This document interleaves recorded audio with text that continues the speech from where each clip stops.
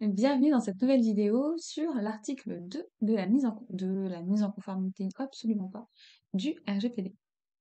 Ce qu'on va faire aujourd'hui, c'est que déjà de 1, je vais t'avouer que cette vidéo, je l'avais déjà tournée et que je l'ai pas trouvée folle, donc je la retourne et je pense que ça ira nettement plus vite.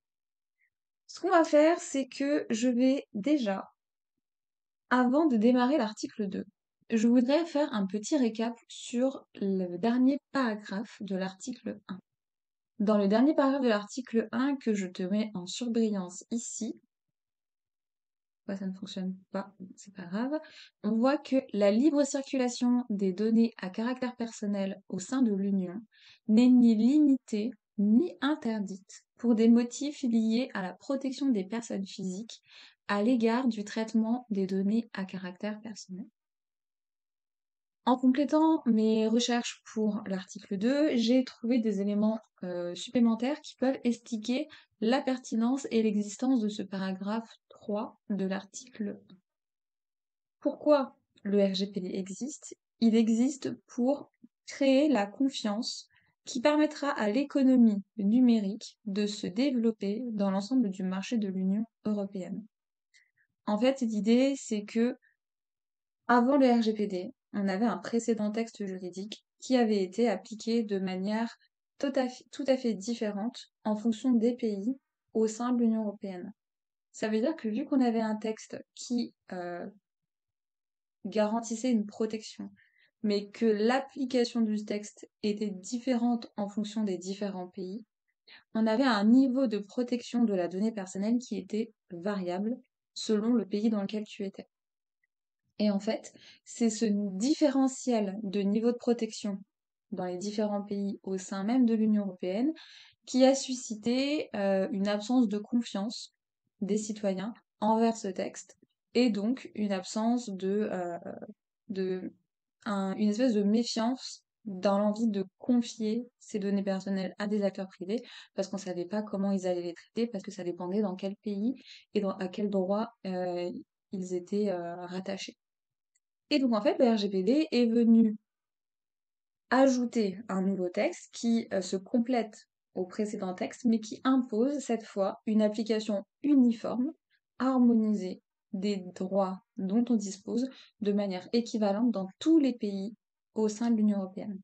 Et c'est pour ça qu'en fait, le RGPD a cette ambition-là de d'harmoniser les règles et euh, de permettre d'avoir un niveau de protection équivalent dans les différentes Unions européennes, dans les différents pays de l'Union européenne, et donc aider les citoyens à avoir confiance dans le texte, confiance dans le droit qu'ils ont, dans leurs droits qu'ils ont concernant la protection de leurs données personnelles, et donc du coup permettre aux citoyens d'avoir la maîtrise et le contrôle de leurs données personnelles.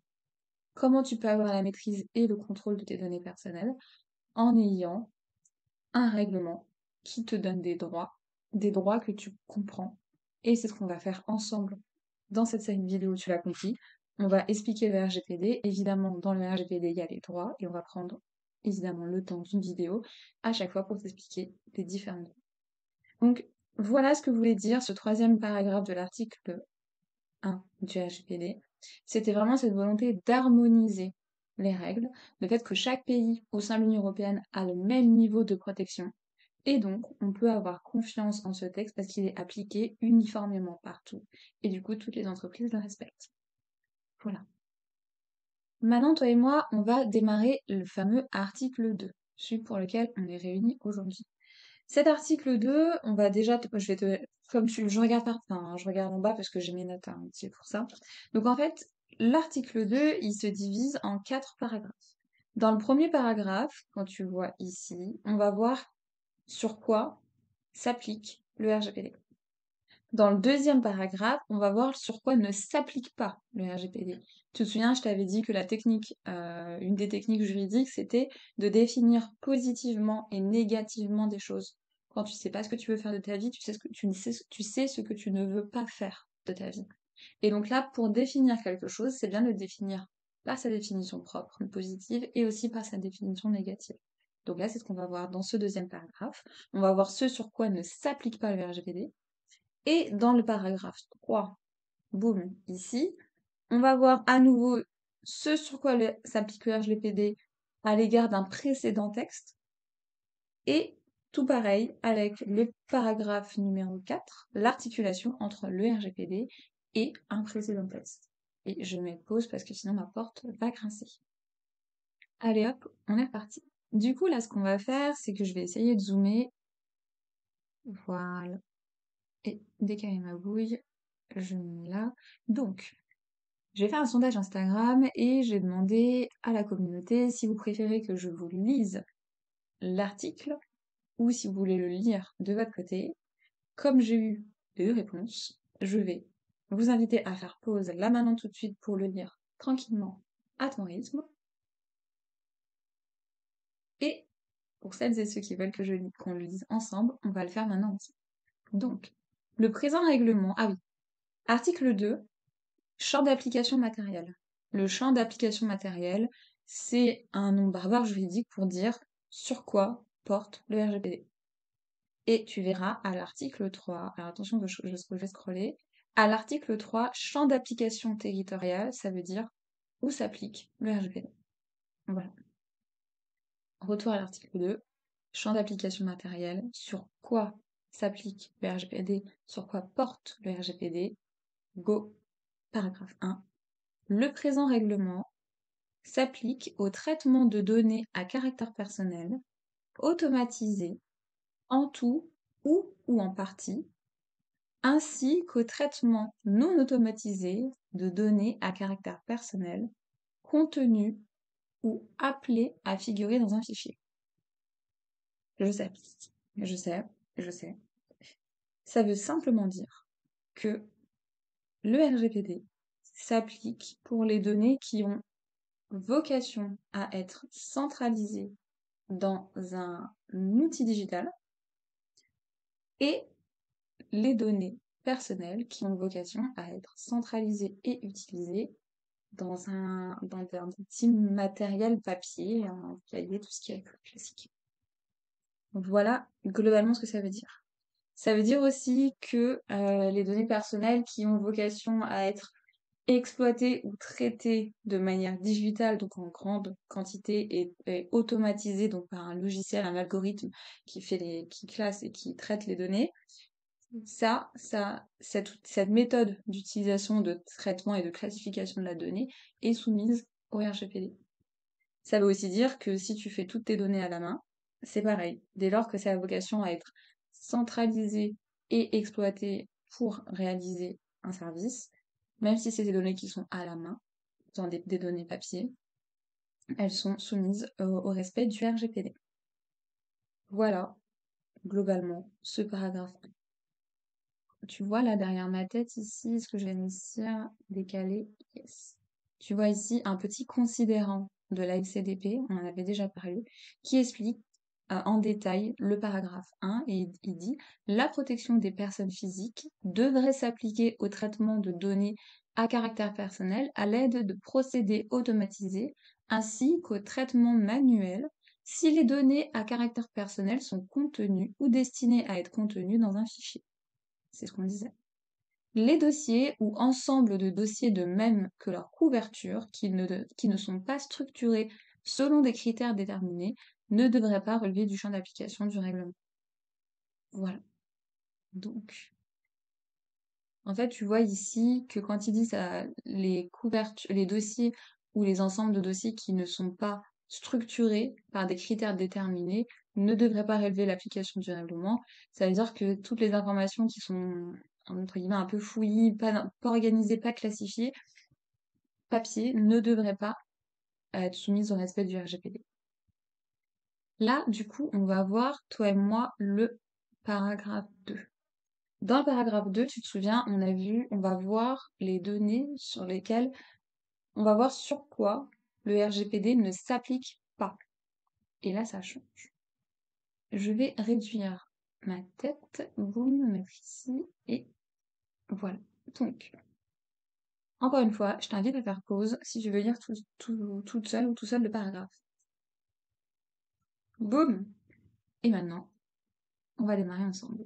Le présent règlement ne s'applique pas au traitement de données à caractère personnel effectué dans le cadre d'une activité qui ne relève pas du champ d'application du droit de l'Union européenne. Dans l'Union européenne, on a évidemment un traité qui définit ce qu'on a le droit de faire et ce qu'on n'a pas le droit de faire. Tout ce qui fait partie de la liste on n'a pas le droit de faire dans le sein de l'Union européenne, bah, vu qu'on n'a pas le droit de faire dans le sein de l'Union européenne, il n'y a pas de raison que le RGPD s'y applique. Simple.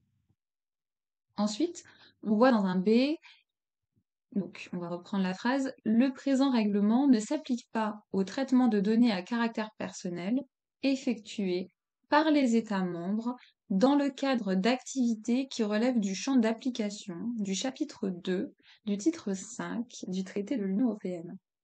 Je sais que tu es heureux ou heureuse. Je sais que là, c'est le moment précis où tu es heureux, heureuse. Le chapitre 2 du titre 5 du traité de l'Union européenne est un chapitre qui parle des dispositions spécifiques concernant la politique étrangère et la politique de sécurité commune au sein de l'Union européenne. Concrètement, qu'est-ce que ça veut dire? La disposition spécifique concernant la politique étrangère et la politique de sécurité commune au sein de l'Union européenne, ça veut dire que ne relève pas du champ d'application du RGPD, n'est pas soumis au RGPD, les activités relatives à la sécurité nationale, tu trouveras ce point dans le considérant 15, la politique étrangère, c'est ce qu'on a vu, les traitements de données à caractère personnel par une personne physique lors... Ah oui, pardon, je suis allée trop vite. Et attends, excuse-moi. Donc ça c'est ce que... Décidément. Donc en fait, le chapitre 2 du traité 5, du titre 5 du traité sur l'Union européenne porte sur la politique étrangère et la sécurité commune au sein de l'Union européenne, et ça se manifeste par, globalement, les activités relatives à la sécurité nationale et à la sécurité de l'Union européenne. Donc, concernant la sécurité de l'Union européenne, le RGPD ne s'applique pas. Comme tu t'imagines bien, dans tout ce qui est sécurité, pour tout ce qui est défense, on a forcément les identités d'un humain qui sont utilisées pour identifier la personne qui ne respecte pas les règles et qui a un danger pour la sécurité. Et donc, du coup, ces données-là n'ont pas besoin d'être soumises au RGPD. J'espère que c'est clair ce petit point B. Petit point C. Le RGPD ne s'applique pas à une personne physique dans le cadre d'une activité strictement personnelle ou domestique. Ça veut dire que si tu es un humain qui vit ta vie tranquille et qui prend des notes, par exemple dans ton carnet d'adresses ou dans tes réseaux sociaux, à titre personnel, tu n'as pas besoin d'appliquer le RGPD parce que tu n'es pas un organisme, tu es simplement un humain qui vit sa vie sur les réseaux sociaux ou qui a un carnet d'adresses, par exemple.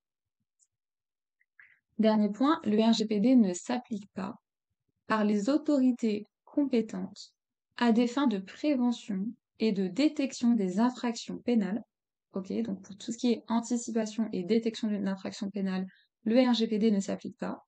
Pareil à des fins d'enquête et de poursuite en la matière ou d'exécution de sanctions pénales.